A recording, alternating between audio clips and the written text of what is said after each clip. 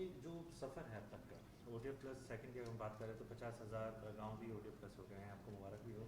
तो कैसे ये सफ़र रहा है, किस तरीके से आप इसको देखते हैं? जैसे हम सब जानते हैं कि हमारा देश बहुत देर से कोशिश कर रहा था कि गांव में सफाई हो, और ख़ास तौर पर ये जो खुले में शौच करने की प्रथा है इसको समाप्त किया जाए, क्योंकि ये सब जानते हैं कि इससे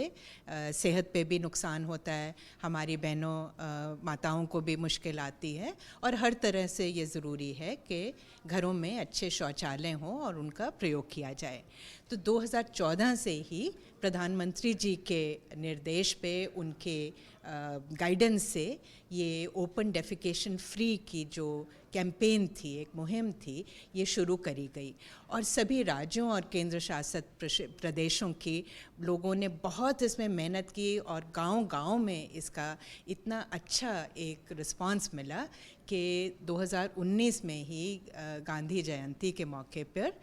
सभी गाँव ने अपने आप को ये डिक्लेयर किया कि वो ओपन डेफिकेशन फ्री हो गए हैं, खुले में शौच वहाँ पे बंद हो गया है, और बहुत बड़ी मात्रा में, जैसे हम जानते हैं, कि शौचालय बने और उनका प्रयोग इसी तरह से हुआ।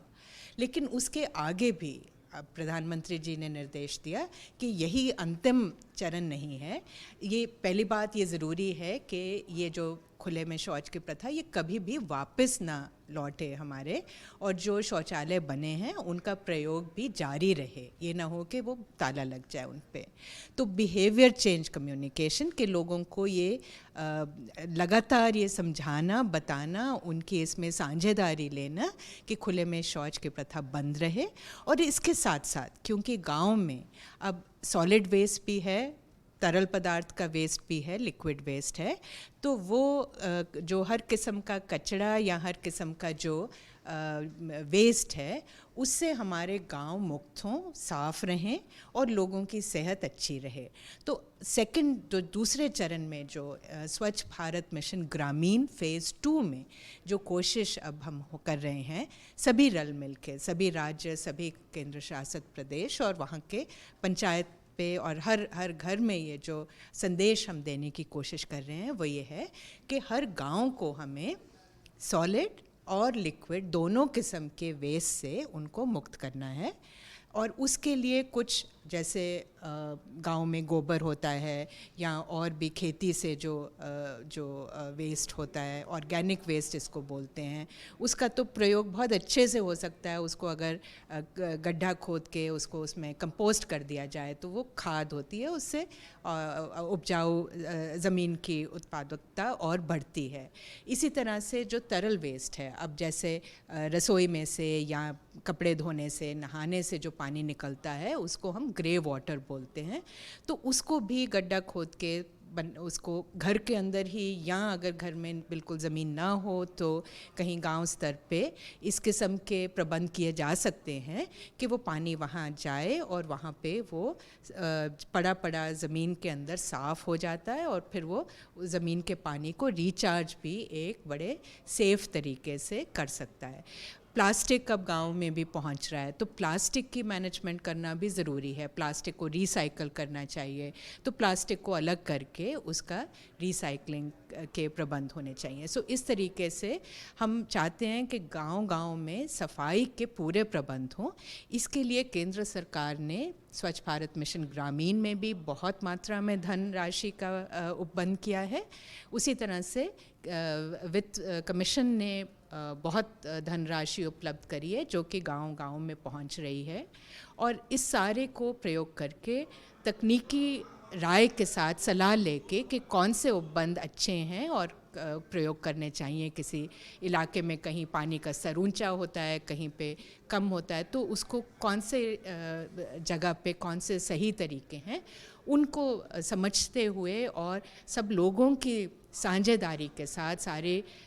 गांव के लोगों को साथ लेकर हम कोशिश कर रहे हैं। और उसी के लिए आज हमने एक केंद्रीय स्तर की एक बैठक रखी है जिसमें हर राज्य से, हर प्रदेश से बहुत उच्च अधिकारी आए हैं, और वो बता रहे हैं कि उन्होंने क्या किया। और इसी तरह इंटरनेशनल और कौमी पद्धर के नेशनल एक्सपर्ट्स हैं जो उनके साथ ये डिस्कस करेंगे। और हमें लगता है कि हमारे देश में इतनी जानकारी है, इतनी नॉलेज है, एक्सपीरियंस है, तो वो अगर आपस में शेयर किया जाए, अगर एक दूसरे से बातचीत करके समझा जाए कि क्या अच्छा है और किस में परेशानी आ रही है, तो हम इसको अपने जो ये कोशिश है गांव-गांव को स्वच्छ बनाने की, उसमें पूरा कामयाब होंगे। मैं स्ट्रेटेजी जानना चाह रहा था मैं कि जैसे 50,000 विलेजेस को आपने किया है, तो क्या स्ट्रेटेजी रही है, किस तरीके से आप लोग प्लान कर रहे हैं इसको? फंड की आपने बताया कोई कमी नहीं है और एलोकेट भी आप लोग कर रहे हैं,